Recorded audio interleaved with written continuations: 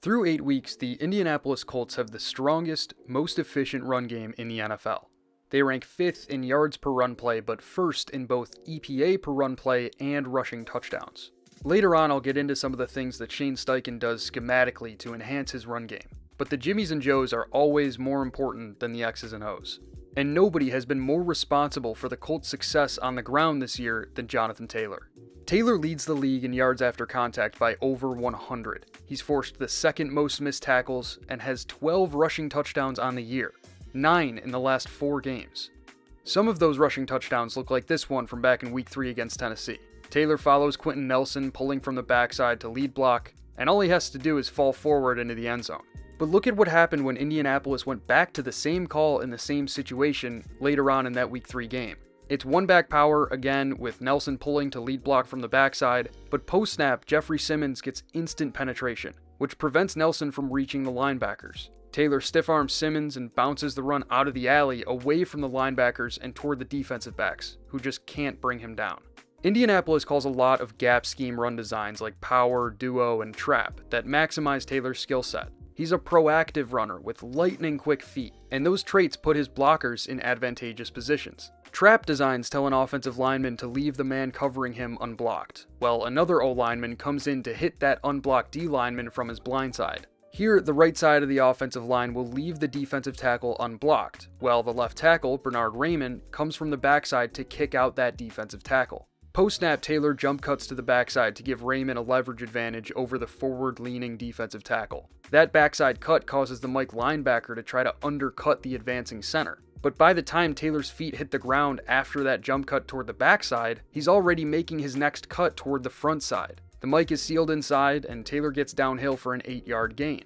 His patience really shows up on duo runs, where the ball carrier is coached to make a reactionary cut based on the post-snap movement of the Mike linebacker. Here, for example, when Taylor gets the ball, he patiently approaches the line of scrimmage. When the Mike makes contact with the offensive line in pursuit of Taylor, Taylor bounces the run to the front side edge. When Derwin James fills that gap, Taylor bounces it again, all the way to the outside, and burns Dante Jackson's angle for a 22-yard gain. Such a significant proportion of this offense's explosive plays have come from Taylor reaching the secondary. Sometimes he has to make the guys up front miss to make that happen. Other times, the offensive line does it for him. Take a look at this play from that same Week 7 game against the Chargers.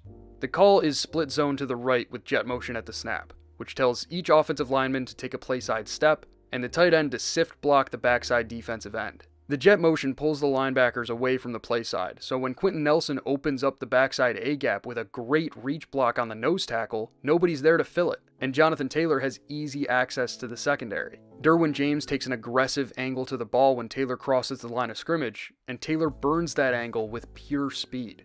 Despite his injury history, Jonathan Taylor still has every bit of juice he had in 2021. He leads the league in runs on which he reached 20 or more miles per hour with 5. And that burst, combined with the gaping holes that this offensive line creates, puts the fear of God in defensive backs. Here, in Week 8 against Tennessee, Indianapolis called a variation of split zone weak, which tells the offensive line to zone block toward the weak side, and the receiver lined up tight to the offensive line to fake a sift block coming the other way. That sift action against the flow of the blocking scheme, combined with the jet motion at the snap with the flow of the blocking scheme, overwhelms the linebackers. Just look at Cedric Gray here. He is totally lost, and the result is a hole that you could drive a bus through. Instant access to the secondary for Jonathan Taylor. Shane Steichen's run game uses a lot of motion at the snap because it moves the linebackers, which can give the offensive line leverage advantages when they advance. You can see it on the play I just showed you. When Josh Downs goes in motion, the linebackers bump over in the direction of the motion. That gives the right guard a better angle on the Mike when he advances. On this play from the second half of that same game against Tennessee, the motion goes against the flow of the run. At the snap, Josh Downs goes in motion away from the play side and the linebackers bump over. This design tells the play side guard and center to pull play side and lead block, which leaves the backside guard and backside tackle with one-on-one matchups. These blocks are essential to the success of this play. The backside guard has to reach block the nose, and the backside tackle has to advance to the Mike. The motion at the snap pulls the Mike toward the backside, which gives Braden Smith a good angle. Another crucial element of this design is the alignment of the receivers. This play was run from 11 personnel, meaning 1 running back, 1 tight end, and 3 receivers, which the defense matched with nickel personnel, meaning 5 defensive backs. You can't see all the defensive backs on the tight angle, but you can see all the receivers, which is really rare. The number 1 receivers are aligned tight to the ball, which forces the wide corners, who would typically be away from the ball, to play the run. That tight alignment is so important on this play because when Josh Downs goes in motion, the wide corner, Darrell Baker, becomes responsible for the playside C-gap. Quenton Nelson's assignment here is to lead block through that playside C-gap. So Steichen's design forces Baker to set the edge against a pulling Quenton Nelson.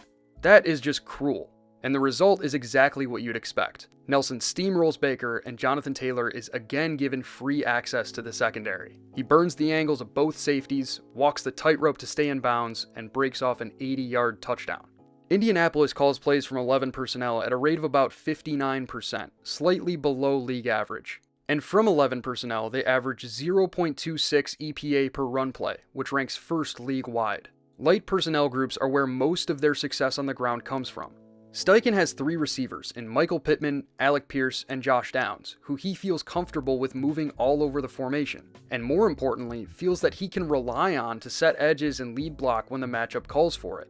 This run game also lays the foundation for one of the league's best play-action attacks. I'm not going to go too far into this because I already covered Daniel Jones and the Colts pass game earlier this year, but it's worth mentioning that the Colts call play action at the highest rate in the league by 4 percentage points, and on those play action pass attempts through 8 games, Daniel Jones has completed 73% of his passes, averaged 9.6 yards per attempt, and posted a passer rating of 100.7. As for the MVP conversation, I don't consider Jonathan Taylor to be a real candidate because he just doesn't bring as much value to his team as the league's top quarterbacks. Because value is in the name, the MVP is a quarterback award, and will remain a quarterback award unless teams stop passing the ball. I just don't see how an argument could be made for Taylor being more valuable than Patrick Mahomes, Drake May, or Matt Stafford right now.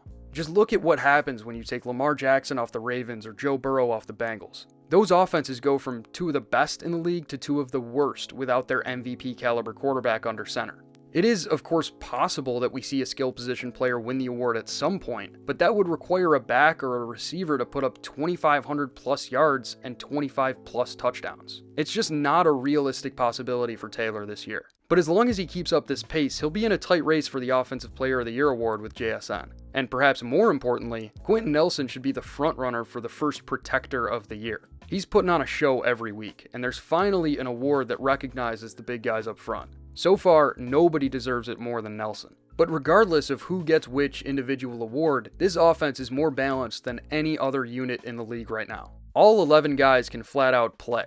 And that balance is more valuable in this team's pursuit of a Super Bowl than any individual award could be.